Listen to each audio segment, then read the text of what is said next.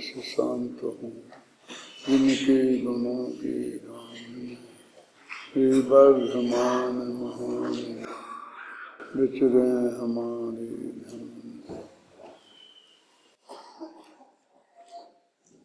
15वीं गाथा चलेगी। 13वीं गाथा में शुद्धोपयोग के प्रसाद से अनंत सुख होता है, ऐसा कहकर अनंत सुख का स्वरूप बताया था। अब 15वीं गाथा में अनंत ज्ञान होता है, ऐसा कहकर उस अनंत केवल ज्ञान का स्वरूप बता रहे हैं। वास्तव में तो आगे ज्ञानाधिकार आने वाला है और फिर सुखाधिकार आने वाला है। ज्ञानाधिकार में केवल ज्ञान की चर्चा और सुखाधिकार में अनंत अतीन्द्रिय आनंद की चर्चा करने वाले हैं।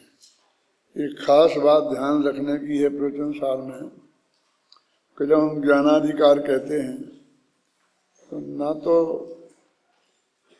मत ज्ञान, श्रुति ज्ञान, अवधि ज्ञान वाले ज्ञान होते हैं, ना सम्यक ज्ञान, मिथ्या ज्ञान वाले ज्ञान होते हैं, और ना वो त्रिकाली ध्रुव जो भगवान आत्मा है ज्ञान स्वभाव, ना उसकी बात होती है।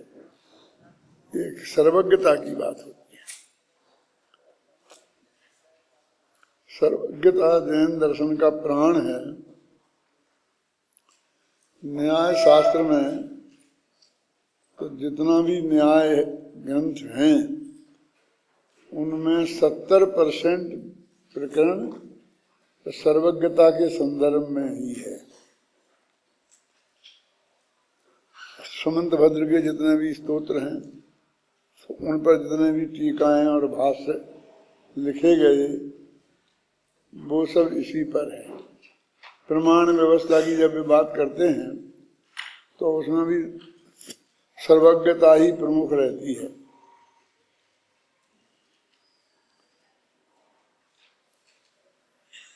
समंत भद्र के जितने स्तोत्र हैं वो अनंत भगवान की सर्वज्ञता को सिद्ध करने के लिए समर्पित है। चाहे वो आप्त मीमांसा हो, चाहे आप्त परीक्षा हो विद्यानंद जी की, और भी जितने ग्रंथ हों वे आप्त का स्वरूप बताते हैं, माने सच्चे देव का स्वरूप बताते हैं।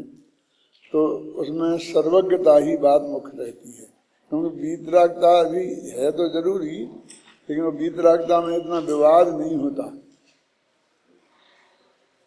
सर्वज्ञता में विवाद होता है। और जो भी बताया जाता है उनकी वाणी में जो प्रामाणिकता आती है वो सर्वज्ञता की वजह से आती है, इसलिए सर्वज्ञता पर चर्चा ज्यादा होती है।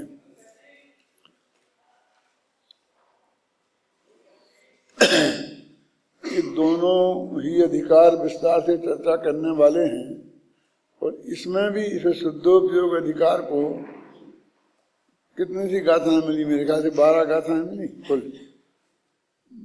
12 से 20 तक है। नहीं कितनी है? 12 से 13 से 8 ही गाथा है। 8 गाथाओं का तो शुद्धोपयोग अधिकार। शुद्धोपयोग इतना महत्वपूर्ण विषय, और उसमें अनंत ज्ञान और अनंत सुख की ही बात कर रहे हैं। पहले अनंत सुख की बात करी, अब अनंत ज्ञान की बात कर रहे हैं। अभी 16वीं गाथा आएगी जिसे अपन ने कहा था बहुत महत्वपूर्ण है, तो उसमें भी स्वयंभू की चर्चा करेंगे, तो वो भी सर्वज्ञता की दृष्टि से स्वयंभू की बात करेंगे। और वो ज्यादा कठिन के आनंददायी इसलिए हो जाती है क्योंकि उसमें अभिन्न षटकारक की चर्चा है। अभिन्न षटकारक का मतलब ये है कि जो भी सर्वज्ञता प्रकट होती है वो जो आत्मा प्रकट करता है, कर्ता भी वही है, कर्म भी वही है, करण भी वही है, संप्रदान भी वही है, और अधिकरण में अपादान भी वही है, और अधिकरण भी वही है। इन्हें बोलते अभिन्न षटकारक। और ये तो पूर्ण केवल ज्ञान की बात हो गई ना। स्वयंभू। स्वयंभू शब्द का अर्थ ही होता है कि स्वयं बोध स्वयंभू भगवान, मान जो सब कुछ स्वयं से ही हो, परम की रंच मात्र भी जहाँ अपेक्षा नहीं हो, पर का रंच मात्र भी सहयोग की जहाँ आवश्यकता ना हो। केवल ज्ञान का एक नाम असहाय ज्ञान भी है। और असहाय शब्द हमको ऐसा लगता है अरे बेचारा असहाय है, अनाथ है, असहाय है, अनाथ है। लेकिन वो व्याख्या क्या करते हैं कि जिसे पर की सहायता की आवश्यकता नहीं है उसे बोलते हैं असहाय, और जिसका कोई दूसरा नाथ नहीं है वो स्वयं का नाथ है, उसे बोलते हैं अनाथ।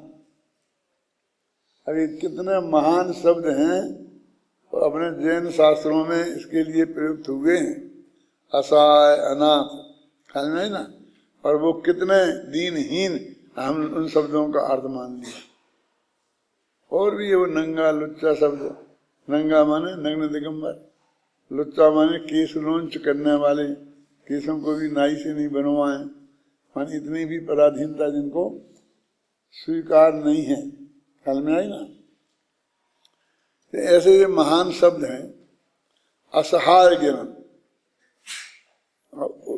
तो उसी की बात क्यों कर रहे हैं? मेरा ये प्रश्न समझ में आया ना कि शुद्धोपयोग की बात करते, शुद्धोपयोग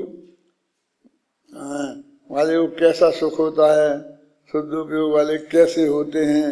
अब ये ऐसी बातें करके मन शुद्धोपयोग की तो बात ही नहीं करते कि शुद्धोपयोग किसे कहते हैं।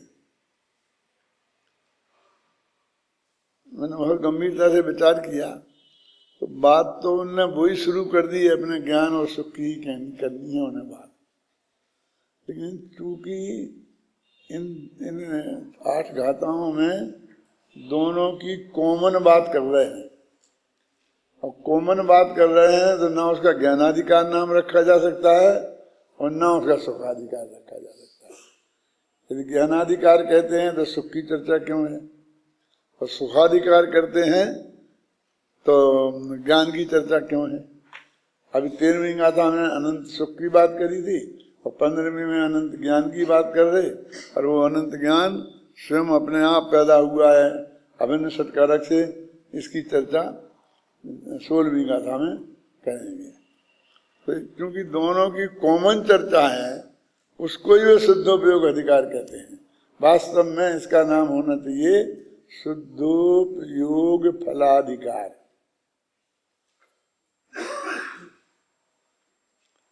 शुद्धोपयोग के फल में जो हमें मिलता है उसकी बात वो करते हैं। और जैसे अपन कहते हैं ना कि स्वतंत्रता हमारा जन्म सिद्ध अधिकार है और हमको पूर्ण स्वतंत्रता से कम नहीं चाहिए, भारतवर्ष ने नारा लगाया था। तो वो कहते हैं पूर्ण ज्ञान और पूर्ण सुख, अतीन्द्रिय ज्ञान और अतीन्द्रिय सुख चाहिए, और वो कहाँ से मिलेगा कि शुद्धोपयोगी। इसलिए उन्होंने शुद्धोपयोग अधिकार इसका नाम रखा। हम ऐसा भी कह सकते हैं कि पूरा ज्ञानाधिकार और पूरा सुखाधिकार ये शुद्धोपयोग ही की चर्चा है, कि शुद्धोपयोग के फल में मिलता है। मुझे बार बार विकल्प आता है कि प्रवचन सार में कुंद आचार्य देव सर्वज्ञता से बात शुरू करते हैं। शरणान योग में भी रतंगा शिवकाचार में बिल्कुल सर्वज्ञता से बात शुरू करते हैं। जैसे सच्चे देव सास गुरु की श्रद्धा सम्यक दर्शन में आता ना, श्रद्धा नाम परमार्था नाम आपतागम तपोभृताम, तो आप की बात करते ही सर्वज्ञता शुरू हो जाती है बस, कि जो बीतरागी सर्वज्ञ हेतु उपदेशी हो। तो मेरे कहने का मतलब सर्वज्ञता माने सबको जानना, पर इतना अधिक बल जनागम में दिया है कदम कदम पर, लेकिन फिर भी एक अपेक्षा, यानी यहाँ पर अनंत और वहाँ एक, इतना फर्क है। एक अपेक्षा जहां आई कि वो पर को नहीं जानता, उसको पकड़ के हमने इतना बड़ा तूल खड़ा कर दिया कि जैसे एक समय में तो ऐसा लगता था जैसे कांची स्वामी की उपलब्धि कि उन्होंने जो कुछ हमें बताया दिया है अकेला एक ही ये है कि आत्मा पर को नहीं जानता। ये तो सबको जानता से बात शुरू कर रहा है। अपने को जानने की बात होती है अकेली तो चौथे गुणस्थान में समाप्त हो जाती है, क्योंकि चौथे गुणस्थान में अपने को तो जान लिया, सहायक सम्मा दर्शन हो गया तो अपने को जानने का पूरा सही ज्ञान अपने का हो गया। फिर केवल ज्ञान की बात क्यों होती? केवल ज्ञान उसको ही पूर्णता कहते हैं और उसी का सारा वर्णन इस प्रवचन सार में है। यानी जैन दर्शन में यदि कोई विशिष्ट बात है तो वो सर्वज्ञता की है। और मैं आपको कह रहा था न्याय शास्त्र में हमने न्याय तीर्थ किया ना, तो न्याय प्रथमा, फिर न्याय 2 साल का न्याय मध्यमा, फिर 2 साल में न्याय तीर्थ, जैसे 5 साल का कोर्स हुआ करता था। लेकिन परीक्षा एक ही दफे में हो जाती थी, इसलिए कोई प्रतिभाशाली लोग 3 साल में ही निपटा लेते थे। वो 3 साल में न्यायाधीश हो जाते थे, लेकिन कोर्स वैसे था 5 साल का। तो न्याय प्रथमा में परीक्षा दी तो उस पेपर में 60-70% प्रश्न सर्वज्ञ सिद्धि पर ही होंगे। मध्यमा में दिया तो वही है, फिर न्यायाधीश में दिया तो वही। जैसे हम उस वजह से कहते थे एक सर्वज्ञ सिद्धि पर बढ़िया लेख तैयार कर लो, वो संस्कृत मीडियम से लिखना पड़ता ना, तो संस्कृत में और उसे तैयार कर लो तो तुम न्यायाधीश तक पार हो जाओगे।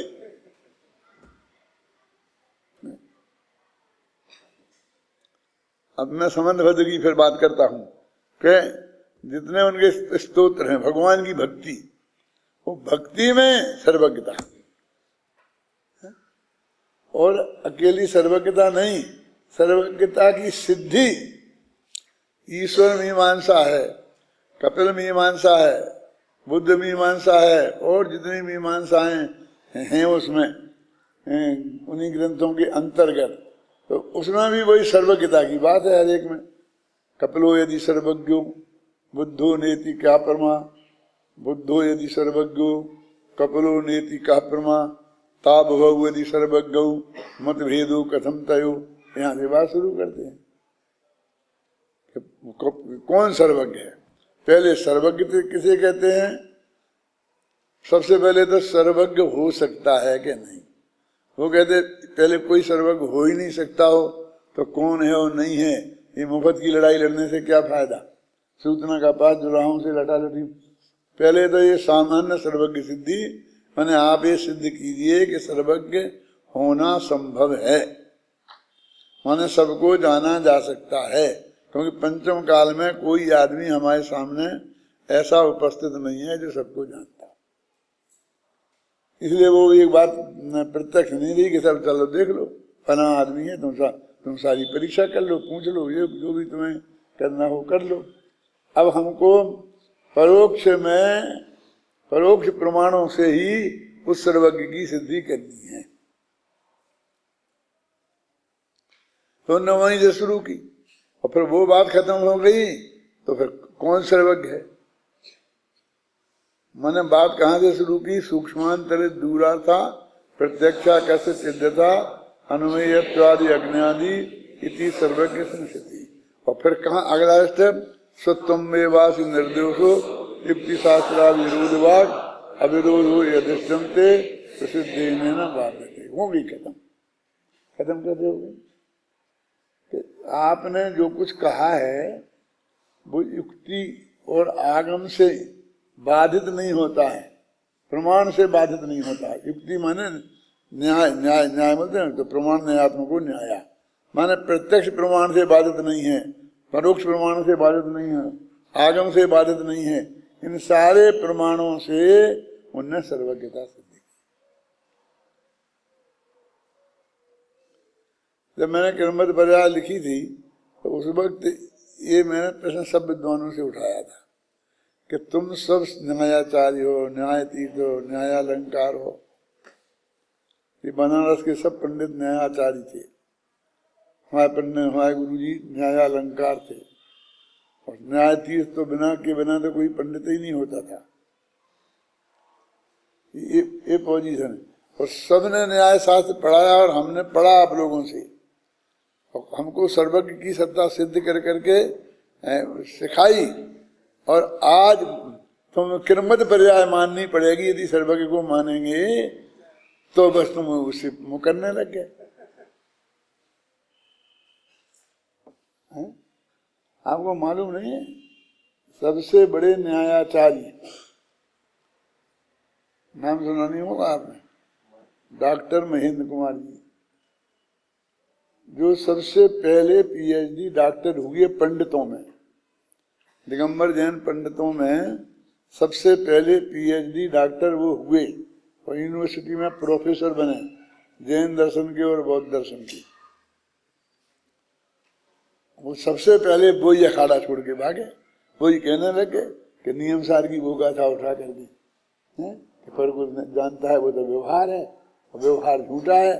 वो तर्क वो दे रहे थे।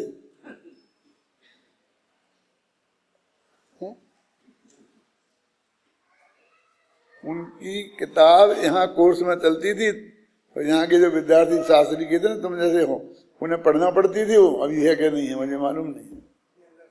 जैन दर्शन नामक किताब, ये कैलाश चंद्र जी की जैन धर्म और उनकी जैन दर्शन, और एक और थी इनने लिखी थी जैन धर्म, फिर इनने लिखी जैन दर्शन, फिर एक हमारे विद्वान है सीताम्बरों की, उनने लिखी जैन धर्म दर्शन। आप जानते नाम बताओ? बनारस में थे पहले, और आजकल तो रिटायर्ड हो गए, इधर रहते हैं कि आस्था में, मध्य प्रदेश में। हाँ, डॉक्टर सागर में। देखो ये तो जैन धर्म नहीं पढ़े वाले शास्त्री नहीं है, लेकिन इनने वो नाम जाने, डॉक्टर सागर मन। उनने जैन धर्म दर्शन लिखा और फिर वो यूनिवर्सिटियों के कोर्स में वो लगाई। तो वो न्यायाचार्य ने जिनने जैन दर्शन किताब लिखी थी, सर्वज्ञता का विरोध उसमें किया, और इसलिए कांजी स्वामी के सबसे बड़े विरोधियों में मतलब सामने आ गए सर्वज्ञता की बात सिद्ध करने के लिए। और दुर्भाग्य की बात कि ललितपुर में पंडित महेंद्र कुमार जी न्यायाचार्य से राम जी भाई की चर्चा हुई थी इसी मुद्दे में। बहस ऐसी समाज में बैठ के आमने सामने, और पूरी समाज में, बहुत बड़ा समाज है ललितपुर का। पार्टनर जी सुनाते थे मुझे, सभी को सुनाते थे कि जब बापूजी थोड़े कमजोर पड़ने लगे, क्योंकि वो न्यायाचार्य बहुत बड़े विद्वान थे,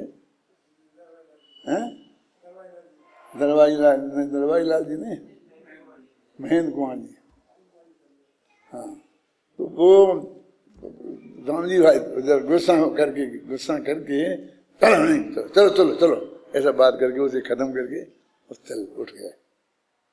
तो पाटनी जी ने कहा कि बापूजी ये आपने क्यों, चर्चा अच्छी हो रही थी, तो बात हो रही थी, तो आपने बंद खत्म क्यों कर दी? तो क्या करता, मैं ये मान लेता। यानी उनने खुद स्वीकार कर ली कि भाई मैं ये बात सिद्ध नहीं कर सकता था उनके सामने, तो मैं उठने के अलावा मेरे पास क्या रास्ता था। मैंने वो वकील थे ना, है कि बिना कोई फैसला हुए मीटिंग को समाप्त कर देना, क्योंकि फैसला आ रहा तो उधर आता, तो तर्क के सामने वे कमजोर पड़ रहे थे। मैं सिर्फ उन विद्वानों की क्या हैसियत थी उस वक्त, ये बात मैं बता रहा हूँ। और उसके बाद अपने ही बहुत बड़े विद्वान, अपने को बहुत बड़ा विद्वान मानने वाले और समाज भी कहने वाली, उनने यही बात शुरू करी कि पर को नहीं, नियम सार की वही गाथा, और आत्मा पर को नहीं जानता, इसलिए वो सर्वज्ञ नहीं है, सर्वज्ञ नहीं है। तो उन्हें ये पता नहीं सिद्ध हुआ कि हमारी कर्मत बजाएगा क्या होगा। इस तरह समझे ना गुदा, इस तरह उनने सर्वज्ञता तो प्रश्न चिन्ह लगाकर क्रमबद्ध पर्याय को कमजोर किया। और बड़े पंडित जी जो कहलाते थे सबसे, वे तो मानते ही नहीं थे क्रमबद्ध पर्याय को। माना आपको? माना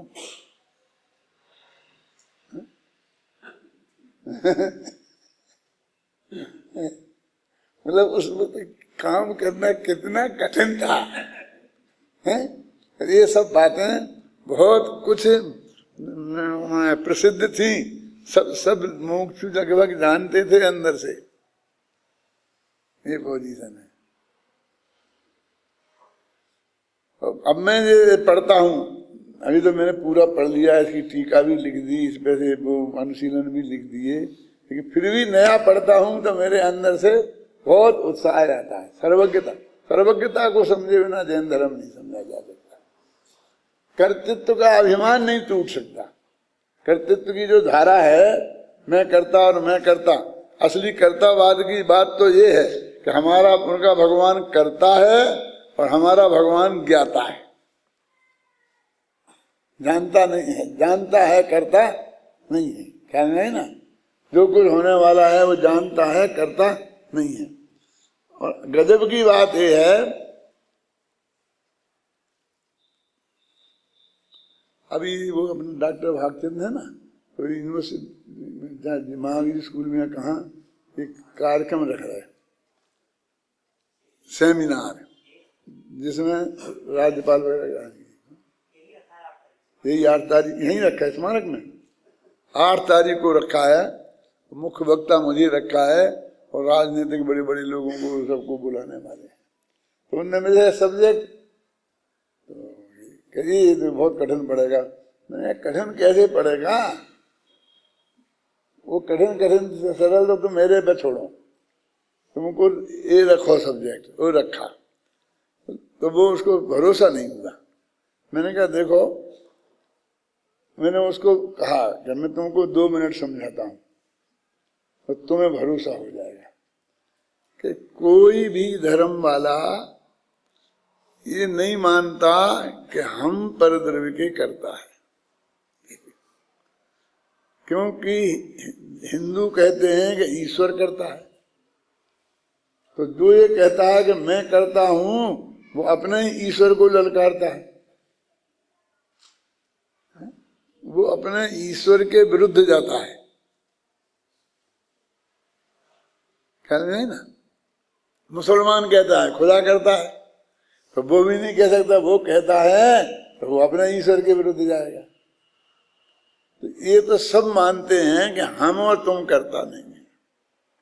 और जैन दर्शन भी हमें यही तो सिद्ध करना है कि करता नहीं है। हम कहते हैं कि सब क्रमबद्ध है, सुनिश्चित है, नक्की है, स्वयं होता है अपने आप, और वो भी पहले से नक्की है।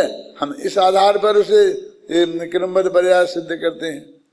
तो वो कैसे नहीं मानेगा कि तुम करता नहीं हो। हमारा मुख्य क्रमबद्ध पर्याय में पर्याय क्रमबद्ध हैं और क्रम से होंगी, ये नहीं है। हमारा मुख्य मुद्दा है कि तुम जो कर्ता बनते हो परद्रव्य के, वो तुम करता नहीं हो।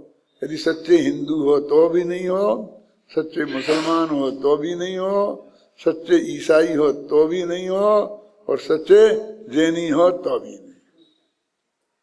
इतने बड़े दार्शनिक सब्जेक्ट में हम सब एक मत हैं, कैसी गजब बात है। क्यों? कौन करता है, झगड़ा इसमें है। वो कोई कहता है ईश्वर करता, राम करता, खुदा करता।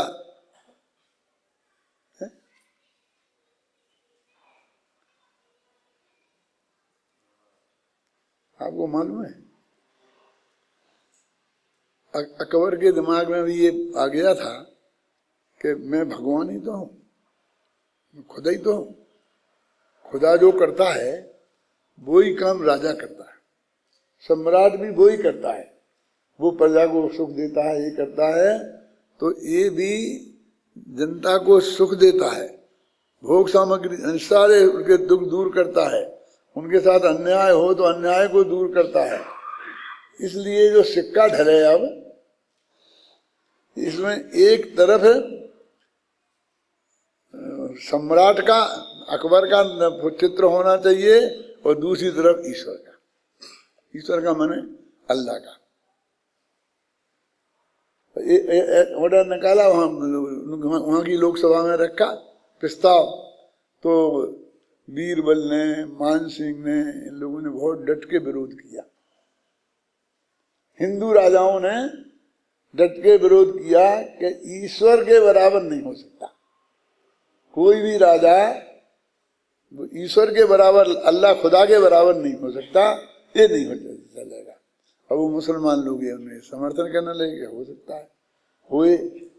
आखिरकार बहुत झगड़ा हुआ और इनने कहा कि साहब विद्रोह हो जाएगा, देश में विद्रोह हो जाएगा।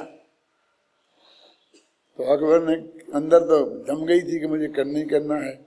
बोले ठीक है, आप लोग विरोध करते हो तो मैं मानता हूं कि मैं ईश्वर के बराबर नहीं, ये मान लेता हूं। फिर भी ईश्वर के बाद दूसरे नंबर पे कौन है? दूसरे नंबर पे तो मैं हूं। क्यों? दूसरे नंबर पे मैं हूं, इसलिए मेरा फोटो दूसरे पीछे ईश्वर के जिस पर लगे खुदा का, उसके पीछे मेरा फोटो लगना चाहिए, इसलिए ढाले जाए सिक्के और ऑर्डर दे दिया।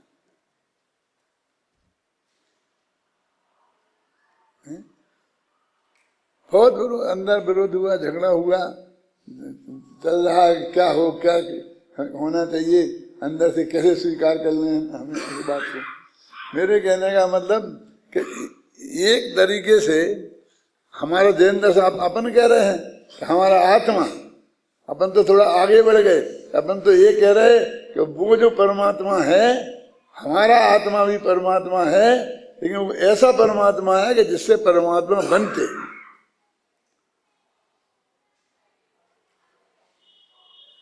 वो तो सिर्फ बना बनाया परमात्मा है, उसके आश्रय से कोई परमात्मा नहीं बन सकता। लेकिन हमारा जो आत्मा है वो तो ऐसा परमात्मा है कि जिसके आश्रय से ये पारस है, और वो तो सोना है।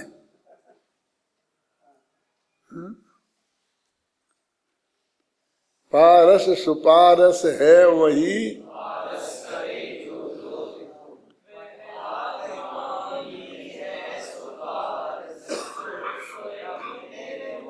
अपने एक भगवान पारस हैं और एक भगवान सुपारस हैं। तो पारस सुपारस मानो वो जो पारस पत्थर है वो ही सुपारस पत्थर है कि जो लोहे को पारस कर दे। लोहे को सोना करे वो तो पारस है, वो सुपारस कैसे हो सकता है? तो कहते हैं हमारा भगवान आत्मा तो सुपारस है। क्यों? कि वो आत्मा को उसका आश्रय करे तो पर्याय में परमात्मा बन जाता है। लोहा नहीं, सोना नहीं बनाता है, परमात्मा बनाता है। तो ये कहते हैं कि ये जो इतना वजन दिया है यहाँ सर्वज्ञता पर, वितरागता पर इतना वजन नहीं दिया है, ख्याल में नहीं ना। उसमें भी फर्क तो बहुत है कि अपने यहाँ तो वो कहीं अपना भगवान दौड़ा दौड़ा किसी भगत को बचाने नहीं जाता है, और उनके यहाँ तो भगवान भगत के बस में होते हैं। कहीं भी वैकुंठ में हो, कहीं भी हो, उन्हें दौड़ के आना पड़ता है। सारा भगत का कष्ट, भक्तों के कष्ट दूर करना पड़ते हैं। लेकिन वो भी भक्तों के, और जो उनके भगत नहीं हो भी कितनी तकलीफ पाते रहे तो भगवान को चिंता नहीं होती। आसान है ना उनके यहाँ। भगवान भगत के बस में हैं, उनके सारे कष्ट दूर करते हैं। लेकिन अपने तो ना भगत के करते हैं ना गैर भगत के करते हैं, किसी के करते ही नहीं हैं, वे तो सिर्फ जानते हैं। तो अभी अपने को लगता है पर हमें क्या लेना देना, जाने जानते ना। तो हम अपन बाहर से तर्क युक्ति से कितने जीत लें उन्हें, सुनना मेरी, लेकिन इस पॉइंट पे हम हार जाते हैं। क्योंकि ये हमारे भगत कौन, ये हमसे व्याख्यान सुनते हैं, बढ़िया बढ़िया प्रशंसा करते हैं, और बच्चे की तबीयत खराब हो जाए तो गणेश जी के मंदिर चले जाते हैं। क्यों? इनने ये और सीखा हमसे कि ये भगवान तो कुछ करेंगे नहीं, और वे करेंगे तो अपन को तो क्या है, जो करे उससे काम चला लेना चाहिए।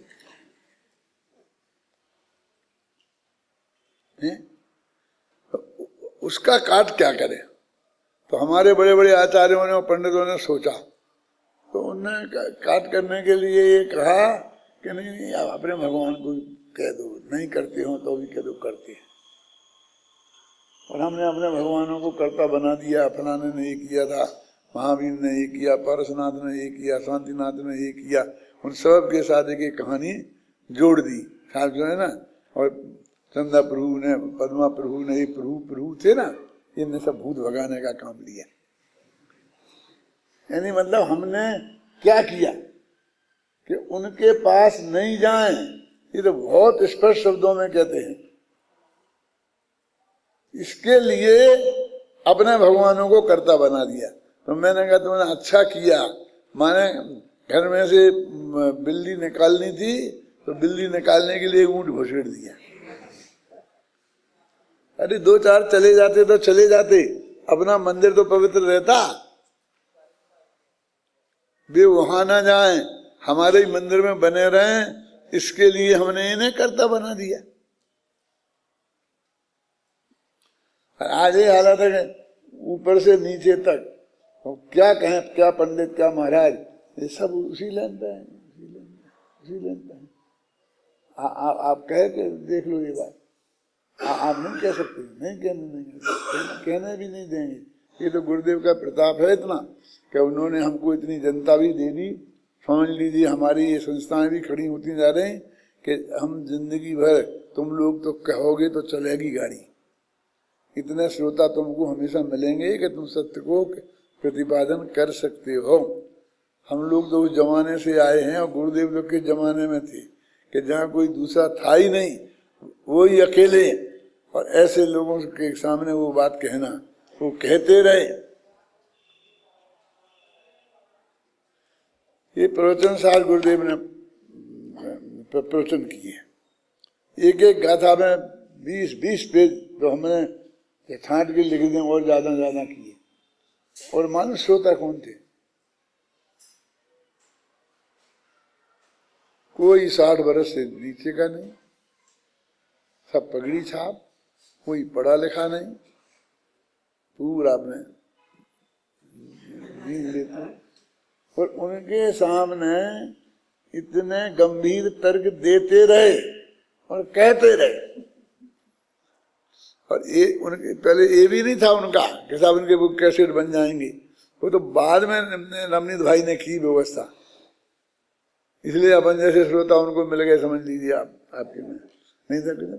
अपन को तो कितने सब शास्त्री विद्वान 150 बैठे हैं जो अच्छा अध्ययन करते हैं, गहराई से उसमें जीवन लगाने वाले हैं, करने वाले हैं। ऐसे श्रोता कहाँ मिलते हैं बोलिए? इसकी कल्पना नहीं कर सकते, इतने बड़े सौभाग्य की कल्पना नहीं कर सकते। यदि जगत की सरलता का ध्यान रखते लोगों की समझ में नहीं आएगा तो क्या होता है? तो मैं ये कहना चाहता हूँ कि सर्वज्ञता पर कितना वजन दिया। अब गाथा का अर्थ करते हैं तो ऐसा लगता नहीं इसमें क्या कहे। देखो पढ़ो पढ़ो पढ़ो, प्राकृत पढ़ो, फिर हिंदी पढ़ो, ध्यान देना।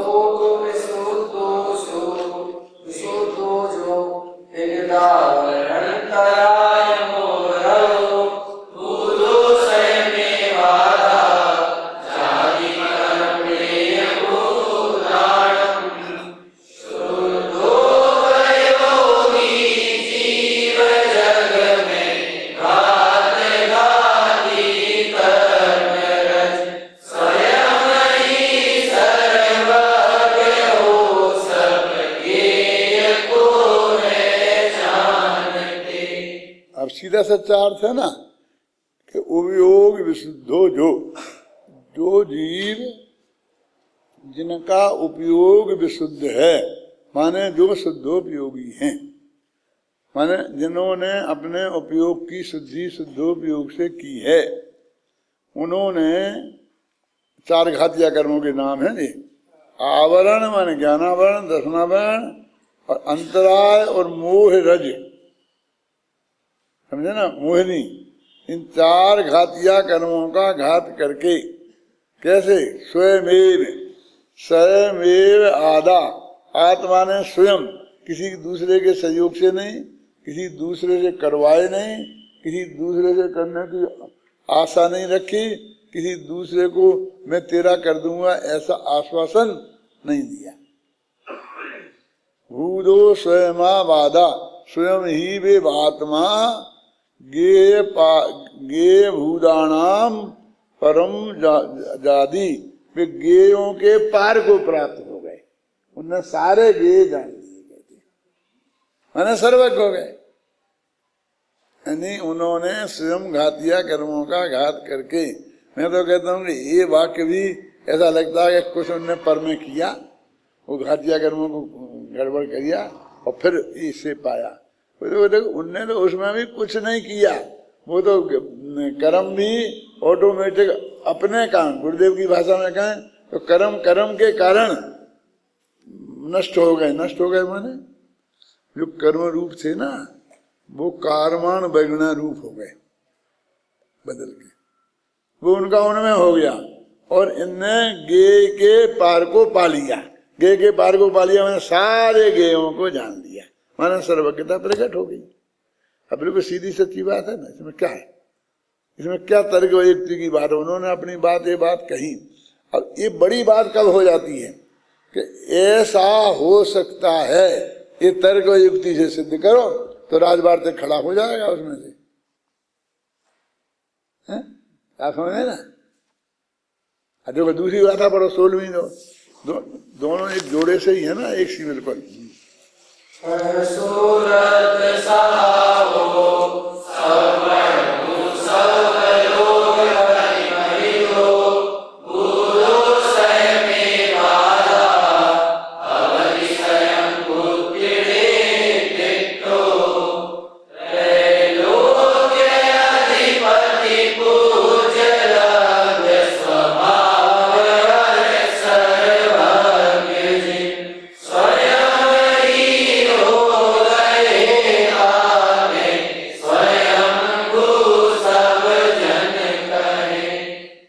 स्वयंभू है ना, आजकल अपने कहते हैं ना, वो तो स्वयंभू नेता है। स्वयंभू नेता मजाक उड़ाने के लिए कहते हैं कि उसे किसी ने नेता बनाया नहीं है, कोई उन्हें नेता मानता नहीं है, कोई उससे कहता नहीं है कि आप आओ स्टेज पे भाषण दो। आज तक किसी ने उन्हें बुलाकर भाषण देने को बुलाया नहीं है, न निमंत्रण दिया। लेकिन वे तो स्वयंभू नेता हैं, वे तो आएंगे, दरवाजे पे उन्हें रोका जाएगा तो उससे लड़के झगड़ के धक्का मार के आएंगे, फिर वे स्टेज पे आएंगे, उन स्पीकर मांगेंगे, नहीं दोगे तो वो भी छीन लेंगे और छीन कर उन्हें जो कहना है वो कह जाएंगे। यदि तुम्हें शांति से अपनी सभा चलाना है तो उन्हें कह जाने देना नहीं। अपन कहते हैं ऐसे आदमी, तो उनको, ऐसे लोगों को अपन स्वयंभू नेता कहते हैं। स्वयंभू नेता माने दूसरों के द्वारा बने नहीं। ये भगवान के लिए शब्द प्रयोग कर रहे कि सारे भगवान स्वयंभू नेता हैं, तुमने उन्हें भगवान बना दिया इसलिए वे भगवान नहीं है। उनने वो सर्वज्ञता चार घातिया कर्मों का अभाव करके अपने ही आत्मा के आश्रय से अपने को देखा और वो स्वयं ही प्राप्त की है, इसलिए स्वयंभू हैं। ये स्वयंभू की गाथा कहलाती है। गुरुदेव ने स्वयंभू की गाथा, स्वयंभू की गाथा, हम कहते स्वयंभू की गाथा क्या है? अब अपना जो ड्राइवर है ना शंभू, वो स्वयंभू, वो स्वयंभू से बना हुआ है। वो शंभू मान शिवजी वाला शंभू जी नहीं है। शंभो क्या बोलते हैं, वो भी इसी अर्थ में है कि उन्हें किसी ने महादेव बनाया नहीं है, वे देवों के देव स्वयंभू अपने आप बन गए। ख्याल में आई ना। और अब वो कहें इसके लिए क्या अर्थ, इसे लंबा के क्या अर्थ लिखें, तो उन्होंने कहा कि वो जो सर्वज्ञता प्रकट की तो वो उसके कर्ता भी वे ही है। किसने की? कि हमने खुद ही किया, किसी दूसरे का उसमें कुछ भी नहीं है। कि उनका जो काम हुआ ना स्वयंभूपना माने सर्वज्ञता, वो भी वो ही है, वे स्वयं ही सर्वज्ञ हैं। कभी किसके सहारे से? कि खुद के ही सहारे से करी, इसलिए करण भी वे ही हैं। कि उनने वह सर्वज्ञता जो पैदा करी तो दी किसको, किसके लिए पैदा की? कि खुद के लिए। उनने वह सर्वज्ञता जो पैदा की वो ऐसी प्रसाद के रूप में बांटी नहीं है किसी को, खुद अपना ही आत्मा को दी। संप्रदान भी वही है, कहते वो अपने ही आत्मा में से निकाली, कि वो बाहर में से नहीं निकाली। गुरुदेव ऐसा फरमाते थे कि चना है ना, चना तो ये सूखा चना, वो हरा चना नहीं लेना, तो ये थोड़ा तुरा बोलते थे, तुरास हो जाता है, उसमें थोड़ी सी ऐंठान सी कड़वाट सी कुछ ऐसा हो जाता है। उसका जो स्वाद है अभी कभी चखना उसे, कच्चे चने को बिल्कुल, तो वो जो स्वाद है उसको तुरास बोलते थे। वो तुरास तुरा हो जाता है। अब वो कहते थे कि वो अग्नि के संपर्क में आए, वो सिक जाए तो वो तुरास गायब हो जाती थी और मिठास पैदा हो जाती, फिर वो सिका हुआ चना अच्छा लगता है। तो अब वो जो चने की बात क्यों कहते हैं कि जितने और सब चीजें हैं, जैसे मूंग है, मसूर है, जो भी कर्जदार है, तो इन सब में आप घी में, तेल में, किसी में तलेंगे और नमक डालेंगे, ये कुछ ना कुछ करके तब उसे खाने लायक बनाएंगे। बस वो एक चना ऐसा है कि बस वो आग में सिकेगा, फिर उसमें कुछ नहीं डालेंगे, ना घी ना तेल ना कुछ ना नमक वमक, और वैसे ही फूट जाएगा, भड़मूजेगा और फिर उसे खाओ, अच्छा लगता है। तो गुरुदेव बताते थे कि वो ऐसी, वो सर्वज्ञता ऐसी है कि वो कहाँ से आई, कि वो जो मिठास आई और वो तुरास गई, वो कहाँ से आई? कि चने में से ही आई।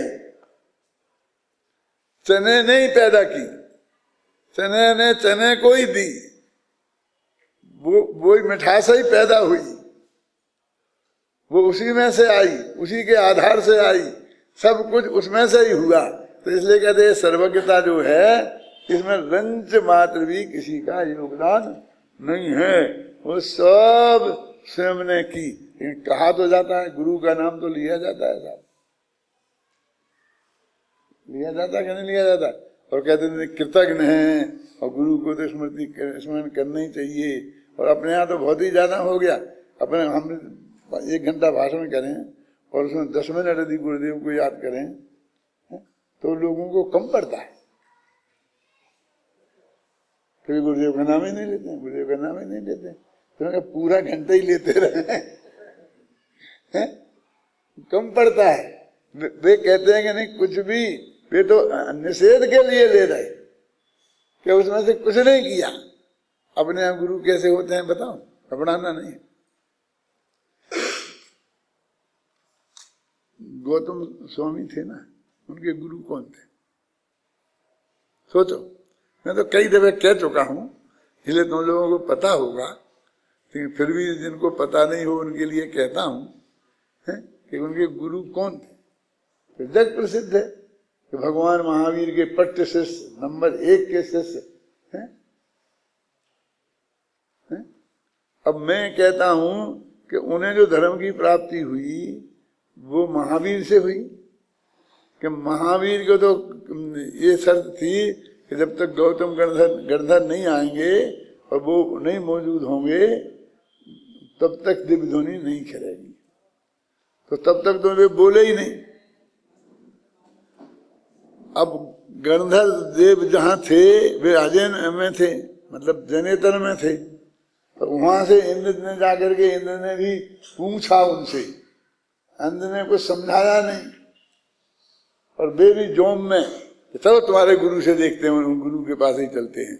वो आ गए, अभी महावीर तक पहुंचे ही नहीं, और मानस स्तंभ के देखा तो अपन उसका, अब उसको निमित्त कह दो, कोई ना कोई निमित्त तो कहना है, अपन तो निमित्त वाले हैं।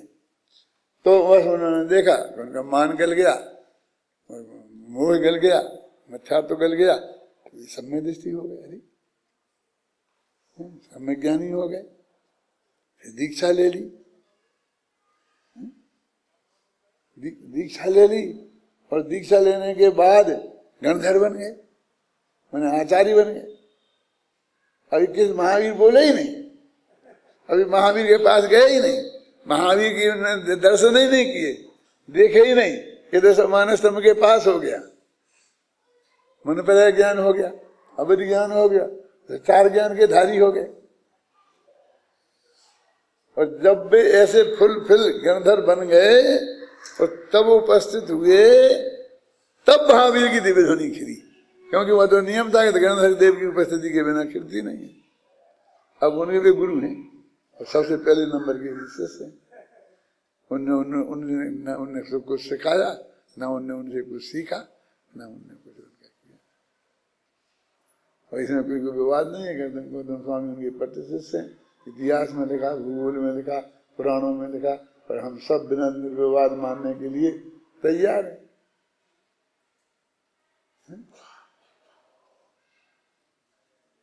गौतम स्वामी भी मान रहे, सब मान रहे कि नहीं मान रहे। अभी ये कहानी जो मैंने आपको सुनाई, ये 100% ऐसी है ना, तुम लोगों ने भी सुनी हुई है, कोई लंबी चौड़ी कहानी तो नहीं है। ये सारी कहानी से मैं वे उनके गुरु नहीं हैं ये बात अच्छी तरह सिद्ध कर सकता हूं, और गुरु हैं ये सिद्ध नहीं कर सकता, लेकिन ये सिद्ध है और उसे कोई सुनता नहीं। सिद्ध जानते किसे बोलते हैं? सर्वमान्य हो वो सिद्ध आता ना, साध्य और सिद्ध आता ना, कि जो वादी को माने प्रतिवादी नहीं माने तो वो साध्य होता है, और सब मान लें तो बस वो साध्य बना खत्म हो जाएगा। तो सर्वमान्य मेरा मतलब वो ये सर्वमान्य है। तो अपना जो निमित्ताधीन कथन है वो कितना थोथा तो नहीं कहना चाहता मैं कोई अच्छा शब्द आप सुन लेना कि उसमें क्या है। हम एक दूसरे के उपकार करता है, ये हमने किया, भला किया, हम माने चाहे दूसरा माने चाहे कोई माने चाहे कैसे माने, क्या क्या किया, ये कर्तृत्व की क्या दशा है, ये आप विचार करो। अभी देखो इसमें क्या गुंजाइश है बहुत समझाने की, कि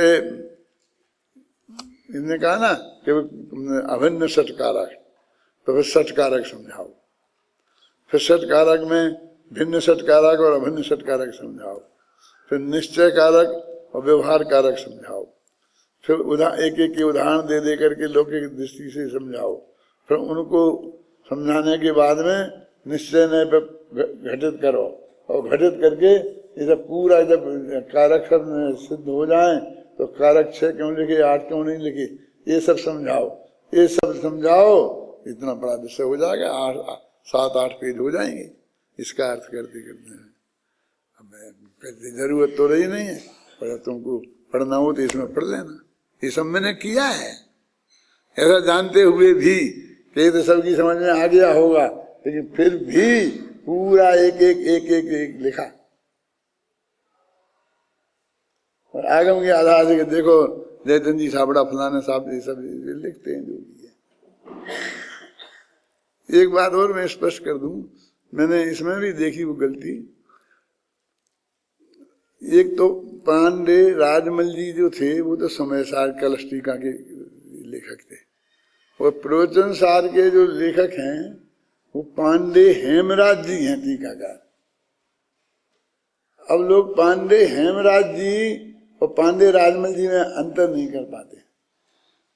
1-2 जगह तो मैंने ही पांडे हेमराज जी की जगह पांडे राजमल जी लिख दिया,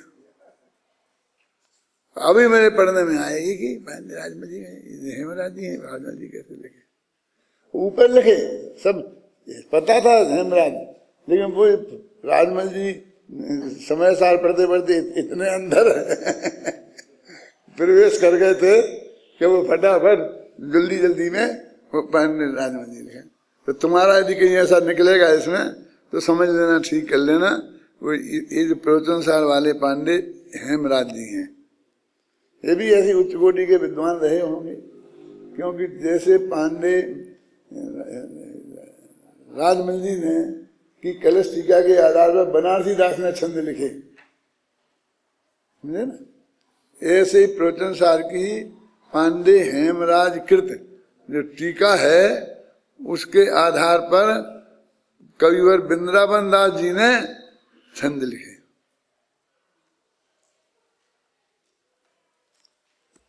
और दोनों में अंतर क्या है ये भी समझ लो। आज मुझे दिमाग में आ रहा है तो बता रहा हूँ, फिर कभी कोई बता पाएगा कि नहीं, क्योंकि और जगह लिखा नहीं मिलेगा। कि बनारसी दास ने तो ना तो मूल समय सार पढ़ा नहीं था, ऐसा मैं नहीं कह सकता, और न आत्मख्याति टीका। उनने तो कलश टीका पढ़ी और वही उनके लिए समय सार है, और सब कुछ जो कुछ है उनके लिए वो ही था। हिंदी के कवि थे वो, और उन्हें वो हिंदी जानते थे, संस्कृत ज्यादा जानते नहीं थे, तो वो उनने हिंदी का जो पांडे राजमल जी की जो कलश टीका थी उसके आधार पर उन्होंने अपने कवित्व लिख दिए। इसलिए समय सार की पूरी विषय वस्तु उसमें नहीं मिलेगी। जैसे मान लीजिए कि शुरू की 12 गाथाओं में कोई छंद नहीं है, 3 मंगलाचरण के छंद है ना, और फिर चौथा छंद 12 गाथा के बाद आता है। कौन? न उदेति न यश्री अस्तमेति प्रमाण, समझ में? तो ये 12 गाथा में तो पूरा समय साथ एक दफे हो गया, और अमृतचंद्र ने उस पर एक कलश लिखा नहीं। ये है ना आश्चर्य की बात। और उन्होंने नहीं लिखा तो बनारसी दास ने कुछ नहीं लिखा।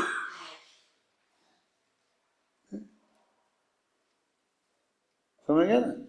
बनारसी दास का जो नाटक समय सार है वो क्या चीज है, अब समझ में आया। वो जहां जहां उन्होंने कलश छोड़ दिए तो वहां पर छूट गई, और इन्होंने एक एक गाथा 20-20 कलश लिख दिए, तो उन्होंने भी 20-20 छंद लिख दिए। इसलिए नाटक समय सार सर्वांग समय सार नहीं है। फिर 47 शक्तियों की कोई बात नहीं आई नाटक समय सार में, क्योंकि 47 शक्तियों पर वो वहां खत्म हो गए ना। वहां कलश टीका नहीं है, गद्य था, तो राजमल जी ने कुछ नहीं लिखे, तो उन्होंने कुछ नहीं लिखे। समझ? एक खुद निकालना भी बहुत कठिन काम है। जब 80 वर्ष के हो गए तब निकलेगा, निकाल दोगे। हुए और इसी में लगे रहे तो